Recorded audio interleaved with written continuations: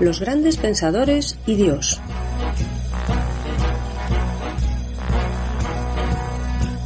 ¿Qué pensaban acerca de Dios las grandes mentes que nos han legado su saber? ¿Su opinión acerca de Dios condicionó su vida? Los grandes pensadores y Dios es una serie de entrevistas con el profesor Javier Álvarez Ballesteros, doctor en filosofía, catedrático de bachillerato y profesor en la Facultad de Teología Evangélica. Cada semana, en este mismo día y a esta misma hora, presentada por Daniel Baluja, podrás escuchar aquí una nueva entrevista que te descubrirá, de forma amena y sencilla, las inquietudes existenciales de los sabios a lo largo de la historia.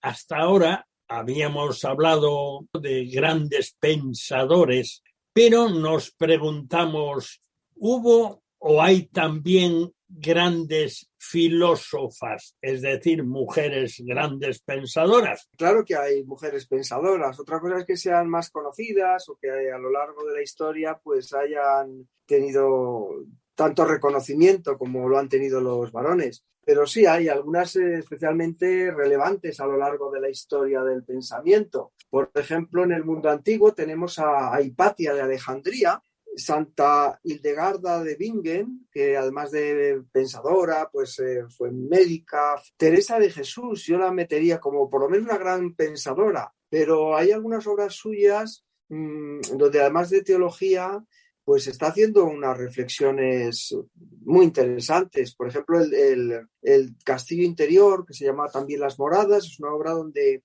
Teresa de Jesús se adentra en el estudio del alma humana y es una obra, pues recuerda mucho a las Confesiones de San Agustín en cierto sentido.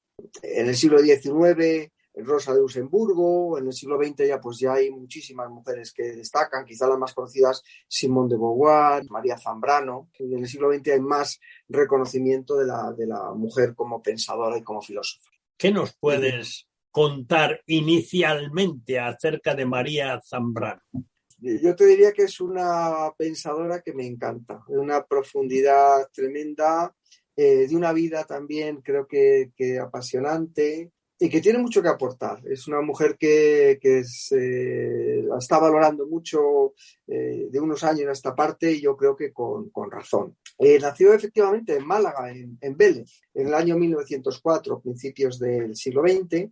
Y pertenece a una familia intelectual. En aquella época no todo el mundo podía tener estudios y los padres de María, tanto el padre, Blas Zambrano, como la madre, los dos eran maestros. En el año 1909 se trasladan a Segovia, porque el padre toma posesión de la cátedra de gramática castellana en la escuela normal. Además, este hombre va a ser un introductor del pensamiento liberal. Es curioso que en el caso de María Zambrano, el padre era un liberal bastante anticlerical, admirador de Voltaire y demás, y la madre pues era una católica ferviente. Y la madre, mientras el padre está ahí en la escuela normal, la madre dirige una escuela de niñas en Segovia. En esta época, claro, en torno al padre, que el padre aglutinaba muchos pensadores de la época y, en fin, gente del mundo de la cultura, pues María Zambrano puede conocer a personajes como León Felipe, Federico García Lorca, Antonio Machado, que va a ser un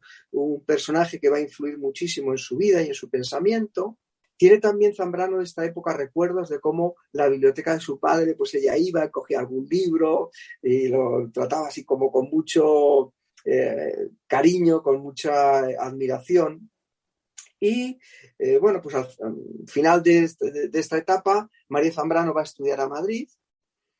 Eran pocas las chicas que podían estudiar un bachillerato, pero luego ya las que van a la universidad todavía en una cantidad más reducida. Y estudiar filosofía, por favor. Pues María Zambrano va a estudiar filosofía en Madrid y además destaca. Era una mujer inteligente, brillante. Y además que tiene profesores excelentes. Manuel García Morente, Julián Besteiro, Xavier Zubiri. Se ha dicho también de Ortega y Gasset, porque Ortega y Gasset va a ser un maestro de María Zambrano, pero Ortega no fue profesor de ella, sino que dirigió su proyecto de tesis doctoral, que al final tampoco llegó a terminar, que empezó María Zambrano, y fue Ortega su director. O sea, que sí tenía un contacto personal con Ortega y con su pensamiento. Y es una mujer también interesante. Por un lado, una ferviente republicana, muy cercana a los ideales de la República, pero por otro lado es una sincera cristiana. Y esto pues le hace destacar en el grupo de discípulos de Ortega. El 14 de septiembre de 1936, María Zambrano contrajo matrimonio con Alfonso Rodríguez Aldave, que era un historiador de profesión, pero diplomático. Entonces, a su marido le nombran secretario de la Embajada Española en Santiago de Chile. Y el matrimonio se desplaza ya a Santiago de Chile, y estando allí, pues se ha producido ya la guerra civil, ha estallado la guerra civil, y la quinta del marido es llamada Filas. Y pues deciden regresar a España. Es decir, ahí se ve su apego al ideal republicano. Eso quiere decir que las cosas para ellos no fueron muy bien. ¿Qué pasó cuando se acabó la guerra? ¿Qué pasó con ella? Ella siguió siendo fiel a estos dos principios, que son por un lado su respeto a las repúblicas y por otro lado su sincero cristianismo. Es que para algunos esto era una cosa difícil de conciliar, para ella en lo más mínimo, pues van a ser dos aspectos que van a marcar luego su pensamiento y su filosofía posterior. Porque por un lado vamos a ver que siempre está ese interés por los aspectos trascendentes y luego por otro lado también una dimensión o un encadenamiento con lo político. Es que para ella tenía también mucha importancia. O sea, no se podía quedar una cosa sin la otra. Tenían que ir ambos aspectos unidos. Es decir, el ser humano es una unidad, como tal tiene que vivir. Bueno, pues me preguntabas qué ocurre después de la guerra civil. Pues que María Zambrano tiene que irse al exilio, va a ir a México, allí va a ser profesora en la Universidad de Morelia. Luego estará en Cuba, en la Universidad y el Instituto de Altos Estudios de La Habana, de 1941 a 1953. Posteriormente viajará a Italia con su hermana, se va a separar de su marido y va a vivir una vida bastante difícil. Tú decías que atravesó momentos difíciles, por supuesto, en el periodo de la Guerra Civil, pero después su vida es muy dura. Es la vida de una persona pues, que apenas tiene recursos, que pasa verdaderamente estrecheces económicas, no pueden vivir en Italia, donde habrían ido a refugiarse y tienen que marchar a una casita pequeña en Francia, en La Pièce, y malviven de ayudas de algunos amigos, de alguna beca que a veces llega, otras veces no sabemos si llegará, y las dos hermanas tienen que vivir de esta manera. Y luego a partir del año 1981 ya comienza a ser reconocida en España. Se le concede el Premio Príncipe de Asturias. En el pueblo donde ella nació, en Vélez, Málaga, se la reconoce como hija predilecta. Ella, que no llegó a hacer la tesis doctoral, se la nombra en Málaga doctor honoris causa, y ya en 1984 regresa a España y regresa ya enferma, y pues a la vuelta a España ya van a ser todos reconocimientos. Sus obras se han publicado en España, ella es una autora muy reconocida, le va a dar ahora también el premio Cervantes, y en el año 1991 falleció en Madrid. Y ella quiso que pusieran en su lápida una inscripción que precisamente es un versículo sacado del libro del Cantar de los Cantares, para que se vea también esa fidelidad a su fe cristiana. Es un versículo muy bonito para ponerlo como último pensamiento en la lápida, que es aquel que dice: levántate, amiga mía, y ven. Que en el Cantar de los Cantares tiene un sentido, pero aquí, o por lo menos tal y como yo lo interpreto, pues alude a esa esperanza de la resurrección y que al final del tiempo la voz del Señor le dirá: amiga mía, levántate y ven. Me parece una despedida preciosa. De todas maneras, choca bastante el hecho de que fuese, a su regreso, fuese tan rápidamente aceptada. Entiendo que era realmente una mujer muy destacada en su manera de pensar y en su manera de relacionarse. Quizá no era muy rotunda y muy expresiva en su pensar liberal, y era un poco más comedida, pero choca mucho la aceptación que tuvo. Entonces, ¿cuáles eran los aspectos del pensamiento de María Zambrano que conquistaron tanto a sus contemporáneos? Pues en primer lugar, yo creo que no fue muy aceptada, o que esa aceptación fue muy tardía, porque María Zambrano siempre fue una mujer auténtica y su pensamiento y su vida van muy unidos. Y es una mujer que no se traiciona a sí misma, pues aunque tenga que pasar esas penurias, esas dificultades económicas. Y claro, como categorías de su pensamiento, como ideas fundamentales de su pensamiento, yo citaría en primer lugar esa relación que hay entre pensamiento y vida. De hecho, ella fue una exiliada, ella vivió, digamos, su madurez, porque su formación todavía en Madrid, antes de la Guerra Civil, pues no fue tan trágica, digamos, como después de la Guerra Civil. Entonces, ella hizo del exilio, que fue su, digamos, su forma de vida, una categoría fundamental de la filosofía. Es decir, ella va a entender que la naturaleza humana es la naturaleza del exiliado. Esta sería una idea fundamental. Otra idea sería, pues también, la razón poética. Ella nos va a hablar de una razón, pero que no es una razón que se queda encerrada en la silogística, en la lógica de Aristóteles, sino que se abre a la poesía y a otros aspectos, que yo diría que es una tercera característica, la apertura del pensamiento de María Zambrano a la trascendencia. Pero el punto de partida es, sin duda, esta categoría del exilio. Hemos visto que ella vivió como una exiliada. Y ella distingue muy bien tres conceptos que yo creo que son interesantes, porque además lo hace de una forma que es muy bonita. Ella dice que hay un primer momento, hay una primera forma de entender al que está apartado de su patria, que es el destierro. Ella distingue entre el desterrado, refugiado y exiliado. Y ella dice que la categoría fundamental es el exilio. Porque el desterrado es una persona que se le ha echado de su país, de su patria. Normalmente es un castigo, el destierro era un castigo, una pena que se imponía. Entonces, claro, el desterrado siempre quiere volver. Tiene añoranza de su patria y desea volver porque le han castigado a no estar en su patria. ¿Y qué he hecho yo? ¿Y por qué me pasa esto en la vida? Pero su ideal sería el volver. Luego está el refugiado. El refugiado es alguien que también ha salido de su tierra, de su patria, pero ha sido acogido. Entonces, el refugiado es alguien que espera volver, pero depende de cómo le vaya la vida. Es decir, el que es refugiado puede que igual al final se encuentre mejor en el sitio donde ha sido acogido que en la patria de regreso, de la patria ya no le interesa tanto volver a aquel lugar, no es a su patria original. Y por último está la categoría que para ella es tan importante, porque ella la aplica a la propia naturaleza humana, que es la categoría del exilio. El exiliado es alguien que salió de su patria, pero que ya no desea volver. Porque si pensamos el caso de María Zambrano, pues ella había salido de España y claro, volver a la España donde habían ganado los que eran, digamos, del bando contrario de ella, pues tampoco le hacía mucha gracia. Entonces decía, ¿volver para qué? Pero tampoco se siente nunca acogida. Es decir, el exiliado es un desterrado sin esperanza. Es una persona que no tiene refugio. Su lugar es el desierto. María Zambrano dice que así somos los seres humanos. Somos peregrinos, errantes, que arrancamos, digamos, el punto de partida de Zambrano sería el arrancar del dolor, de la desesperación, de estar arrojados en el mundo, pero por otro lado el desear ir a un lugar soñado, a un lugar esperado, que a mí me suena un poco a la ciudad de Dios de Agustín. O sea, San Agustín hablaba de la ciudad del mundo, de la ciudad terrena y de la ciudad celestial.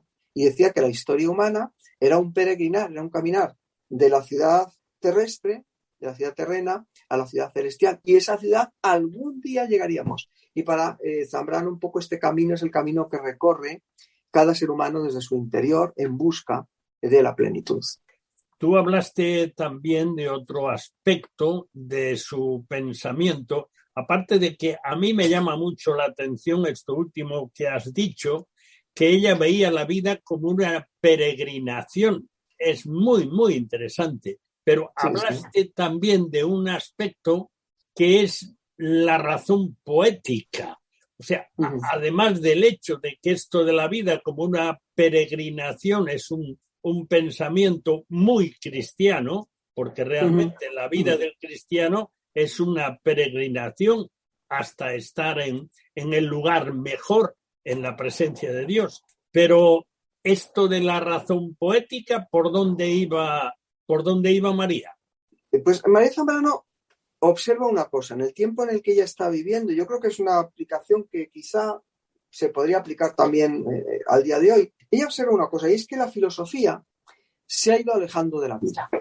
La filosofía de su época, la filosofía de su tiempo, la filosofía contemporánea, ya no daba razón, ya no daba respuesta a las necesidades humanas. Es decir, era algo que se había quedado reducido a las universidades, a la academia, a las personas especializadas en estas cosas tan raras de la filosofía. Y ella se pregunta, bueno, ¿por qué ha ocurrido esto? ¿Por qué se ha distanciado tanto la filosofía de la realidad? Y ella lo explica diciendo que en la época moderna, con el triunfo del racionalismo, de la revolución científica, lo que ha ocurrido es que lo cuantitativo, es decir, aquello que se puede medir con números, ha ganado la victoria a lo cualitativo, es decir, a lo que tiene que ver con la esencia de las cosas. Entonces, a partir de la modernidad, lo único que merece la pena es aquello que se puede medir, aquello que se puede calcular, aquello de lo que se pueden hacer estadísticas, aquello que es numérico. ¿Por qué? Pues porque esto se puede manejar, se pueden hacer previsiones. Porque claro, María Zambrano dice es que en realidad hay muchas cosas que son muy importantes, pero que no se pueden medir. Y estas cosas que son tan importantes y no se pueden medir son las que la filosofía moderna ha dejado de lado por inclinarse mucho del lado de la ciencia. Parece que el único saber válido era el de la ciencia y la filosofía tenía que imitar incluso pues, ese saber científico porque si no, no tenía valor. Y claro, eso implicaba caer en un reduccionismo. Es decir, la filosofía había cercenado, había cortado aspectos fundamentales del ser humano, los había dejado de lado, se había olvidado de ellos. Y entre esos aspectos, uno muy importante es la trascendencia. Claro, como la trascendencia nos habla de algo que no se puede medir, pues fuera del alcance, pero es algo que el ser humano se plantea en lo más íntimo de su ser. Pero aquí hay muchísimas cosas que el ser humano no puede medir. Por ejemplo, el amor se puede medir. O sea, ¿cómo mides el amor? Tú amas mucho a una persona y por mucho que la ames y de verdad la quieres, todavía la quieres poco. O el dolor. Ahora dicen, también a veces te preguntan, bueno, en una escala de 1 al 10, ¿cuánto le duele? Pues bueno, a veces un dolor físico todavía uno se puede arriesgar. Pero el dolor que provoca, por ejemplo, la traición de un amigo, ¿eso cómo se mide? ¿Cuánto te duele esto? O la pérdida de un ser querido. De 1 a 10, ¿cuánto le duele? Pues mire, me duele 25. De 1 a 10 me duele 25. Pero es algo que no se puede medir. Entonces, lo que quiere precisamente hacer María Zambrano con su propuesta de la razón poética es dar un salto expresivo que dé paso, que dé cabida a esas razones que tiene el ser humano que la razón no comprende. Que es una frase que había dicho Pascal, el corazón tiene razones que la razón no comprende, pues la filosofía tiene que usar esta razón, que no sea solamente una razón lógica, científica, la razón de las matemáticas, sino una razón abierta a todo, incluso a la trascendencia, a la poesía. Esto es, claro, algo verdaderamente difícil. María Zambrano escribió en cierta ocasión, voy a leer la cita, dice, a pesar de que en algunos mortales afortunados poesía y pensamiento hayan podido darse al mismo tiempo y paralelamente, a pesar de que en otros, más afortunados todavía, poesía y pensamiento hayan podido trabarse en una sola forma expresiva, la verdad es que pensamiento y poesía se enfrentan con toda gravedad a lo largo de nuestra cultura. Cada una de ellas quiere para sí eternamente el alma en el que anida. Es decir, que no es tan fácil esta razón poética porque en realidad son dos tendencias muy dispares. El filósofo quiere aprender, captar, adueñarse de lo real. Por medio de sus sistemas, por medio de sus ideas, quiere poseer la realidad en su pensamiento. Mientras que el poeta no quiere adueñarse de la verdad, sino que quiere ser un siervo de la verdad. Se admira ante su belleza, la canta, pero nunca podría pretender agarrar la belleza o la verdad con sus manos. Entonces, esta razón poética es una razón siempre en tensión entre la admiración por la verdad y también el deseo de clarificar esa verdad a la que se aspira, pero abierta, por supuesto, a los aspectos que esa razón científico-técnica había dejado olvidados en su tiempo. Y ella los quiere recoger diciendo que nada, ella dice una frase muy bonita que es, nada de lo real debe ser humillado. Entonces, lo real no es solamente lo que se puede medir y cuantificar. Lo real es todo lo que somos como personas y que hemos dejado en el camino, que en la civilización contemporánea, el mundo contemporáneo, en opinión de Zambrano, había dejado mutilado, había dejado cercenado. Es interesante que otra de nuestras grandes pensadoras, a quien has citado ya antes, Teresa de Ávila, se abrió mucho al aspecto, digamos, expresado en poesía, ese sentimiento, precisamente. Es muy interesante. Sí, Zambrano dice además una cosa a este respecto, y es que gran parte del pensamiento español se ha expresado, y de la filosofía española se ha expresado precisamente a través de la literatura. Y esto es una cosa muy importante. O sea que, ¿por qué? Pues porque a lo mejor el pensamiento español, lo afectivo, a diferencia de los pensamientos nórdicos, que pueden ser pensamientos más fríos, pues en la península el pensamiento filosófico nunca se ha separado del todo de esos aspectos del corazón, de esos aspectos de la razón pascaliana, de esa razón que está muy unida también al corazón. ¿Y qué pensaba o cómo se expresó María Zambrano acerca de Dios, específicamente? Bueno, hemos visto que el concepto de la razón poética es el meollo del pensamiento, en realidad, de María Zambrano. Es decir, el ser humano es un ser exiliado y tiene a través de una razón poética que encontrar un sentido, una finalidad a la existencia. Esta razón vital, para María Zambrano, esta razón sí vital, pero esta razón poética, usando el término de ella, tiene un trasfondo profundamente cristiano. Y cito literalmente, leo de una obra suya que se llama Persona y Democracia. Y dice así María Zambrano, dice, la razón poética es un logos, es decir, una razón, es un logos, que se inscribe en la tradición cristiana, ya que no intenta conceptualizar el misterio de Dios, sino desvelar mediante un acto de amor algo de lo que Dios es. En este sentido, la razón poética es una razón teologal y espiritual, que era otra de las dimensiones que habíamos citado hace un momentito de la filosofía de María Zambrano, que es que no es una filosofía que se cierre, como han hecho muchas filosofías y hacen muchas filosofías en la época actual, en el siglo XX, en el siglo XXI, que ha sido cerrarse a todo lo que signifique trascendencia, a todo lo que signifique ir más allá del ser humano. Y María Zambrano dice, pues ni mucho menos, ¿no? De hecho, hay una obra que se llama El hombre y lo divino. Y dice ella, el título ya es bastante sugerente, ¿verdad? Dice que este es el libro más querido de mí y de los demás. Es decir, ella entiende que el libro que más llegó al público, y realmente pues es un libro profundo, interesantísimo, y ahí está el meollo del pensamiento de Zambrano, pues era también el libro con el que ella más se identificaba. Este libro la primera edición salió en el año 1955. Entonces, en este libro cuenta muchísimas cosas, ¿no?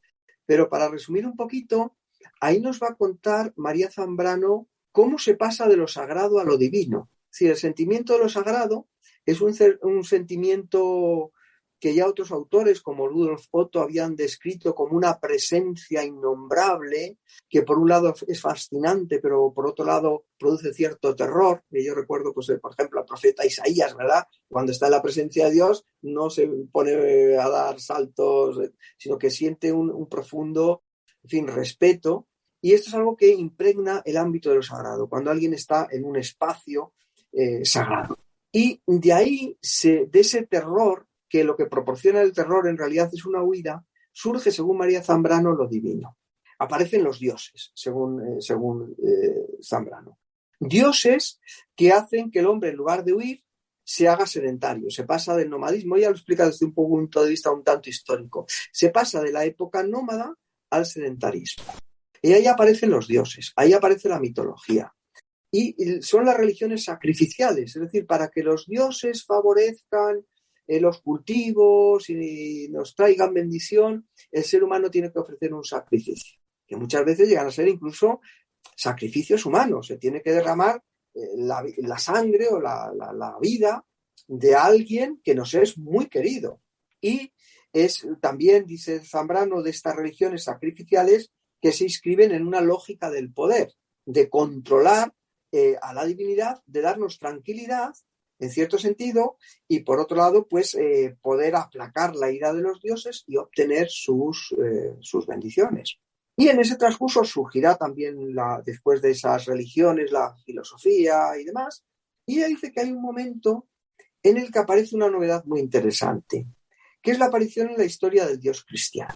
Y el Dios cristiano ya no es un Dios que demanda sacrificios, sino que se entrega a él mismo al hombre. Es decir, el Dios judío-cristiano no es el Dios de la exigencia sacrificial por parte del hombre, sino que es el Dios de la gracia. Es un Dios que se entrega a sí mismo.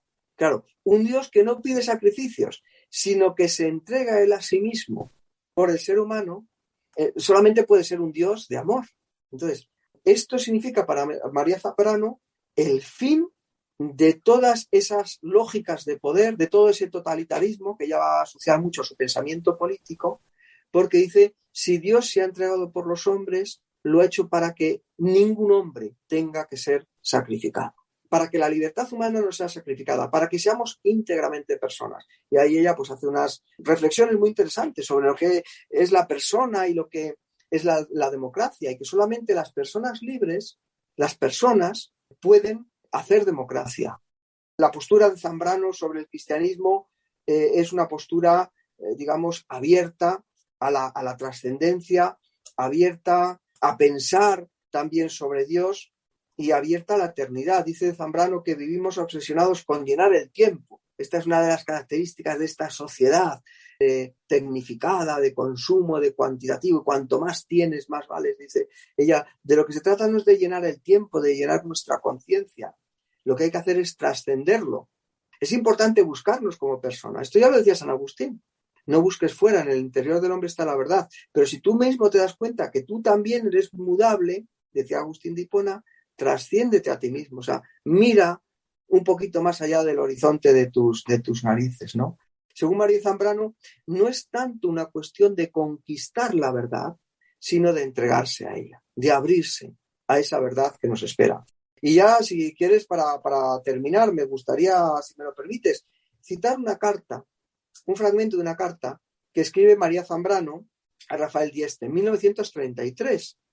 Y quizá en las cartas uno se desvela a sí mismo con más intimidad que puede hacerlo a lo mejor en sus libros. Y fíjate lo que le escribe a Rafael. Dice, quiero encontrar, esta es toda su búsqueda, ¿no? La búsqueda de algo, ¿verdad? De salir del exilio, de esta situación de desierto del ser humano en busca de algo, ¿verdad? Dice, quiero encontrar, escarbando en la conciencia idealista, el Dios concreto, vivo y muerto. Mi Dios cristiano que baja a la tierra, que se hizo carne como nosotros, que nació y murió y anduvo sobre la tierra.